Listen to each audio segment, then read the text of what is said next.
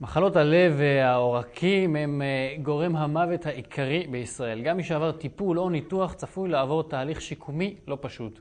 נמצאת לצידי לאה אגמון, שהיא מאמנת להעצמה אישית, עסקית ואיכות חיים. שלום לאה, מה שלומך? שלום וברכה. בואי נתחיל מזה שתספרי לי על סדנה שאת מקימה שנקראת להאיר את הלב מחדש. אוקיי, הסדנה להאיר את הלב מחדש בעצם נועדה לאנשים שעברו אירוע לבבי. הגורמים שככה נתנו לי טריגר לפתוח את הסדנה הזאת הם מספר דברים. אחד, ניסיון הרב שיש לי כאחות מוסמכת וכראש צוות ניתוחי לב בקמפוס בלינסון, ושם ליוויתי חולים וראיתי את הצורך העז בשינוי בשעת משבר. דבר נוסף, מחקרים רבים מראים חשיבות רבה לעצם התמודדות עם המצב הנפשי, בערך כמו התמודדות עם המחלה. זאת אומרת שהמצב הנפשי, את בעצם מסתובבת הרבה בחדרי ניתוח, במחלקה של ניתוחי לב. מה עובר על האנשים האלה אחרי ניתוח כזה או אירוע לבבי? אנשים אחרי ניתוח כזה, אחרי אירוע לבבי, הם מאוד מבולבלים, מאוד חרדים, מאוד שואלים שאלות קיומיות כמעט לגבי החיים. זה גורם להם פתאום להסתכל על החיים אחרת? הפרספקטיבה משתנה. הם רוצים שינוי, הם רוצים לתפוס את המשבר הזה ולהעצים אותו לשינוי. והדבר האחרון זה בעצם הכלים שרכשתי כמאמנת, מאמנת להעצמה.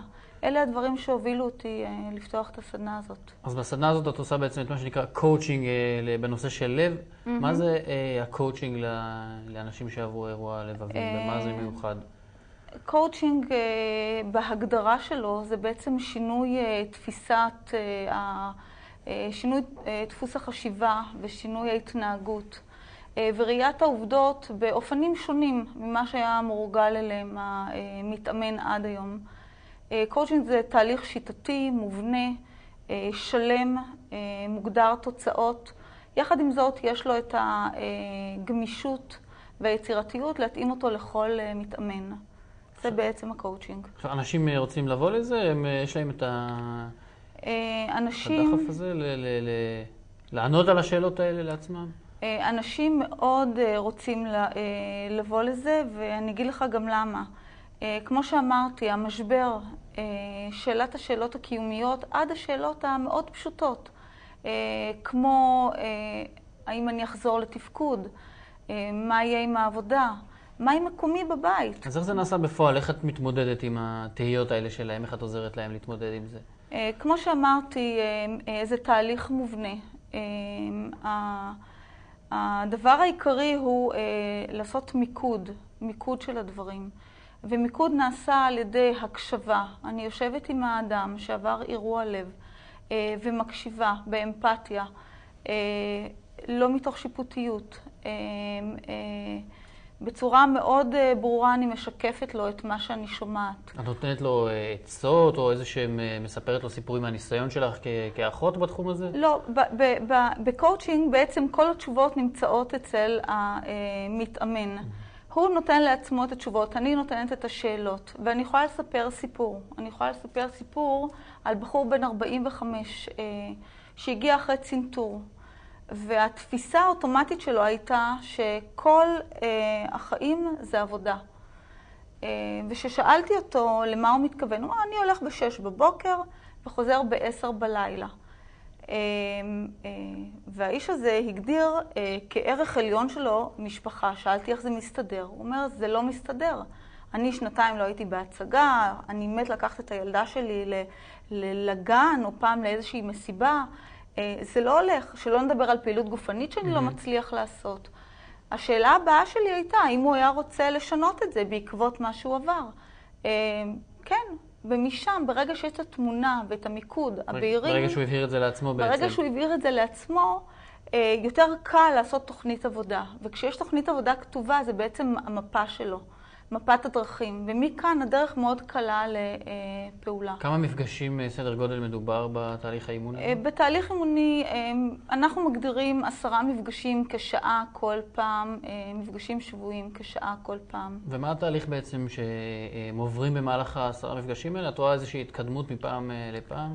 תראה, אני שואלת את השאלה הזאת, את המתאמנים בתום 10 מפגשים, ומה שהם אומרים בדרך כלל זה, מעבר לחיבור העצמי, החיבור לעצמם, התהליך הוא תהליך של הערה. לא במקרה בחרתי בטייטל להאיר את הלב מחדש. זה להאיר את העיניים, זה להאיר את הלב. הם אומרים שעד היום הם עשו דברים מתוך למצוא חן בעיני הסביבה, בעיני החברה, בעיני הבוס. היום הם יותר קשובים לעצמם, הם יותר עושים דברים שהם אוהבים, וזה חשוב. וזה מתאים לכולם, התהליך הזה, או שיש אנשים שזה לא מתאים להם? זה מתאים למי שזה מתאים, זה מתאים למי שפונה, זה מתאים למי שרוצה. בדרך כלל אני ממקדת את זה לאנשים עד גיל 65, אנשים שנמצאים עדיין במעגל העבודה, אנשים שמפרנסים ויש להם ילדים קטנים ובעלי משפחות. אלה בדרך כלל אנשים שבאים לאימון. עכשיו, זה תהליך שהוא מבוצע בצורה אישית, בצורה קבוצתית? יש מספר אפשרויות לבצע את התהליך, וכמו שאמרת, יש אפשרות אישית של 10 מפגשים, שעה לשבוע, ויש תהליך קבוצתי. יש יתרונות לכאן ולכאן. בתהליך קבוצתי יש את מה שנקרא תמיכה ושיתוף, שזה לאין ארוך מאוד משפיע על ההחלמה. יש אנשים שלא מתחברים לזה, שאנשים יותר דיסקרטיים, יש אנשים שפחות אוהבים להיפתח, והם באים לתהליך האישי. ישראלים ציניים כאלה, לא?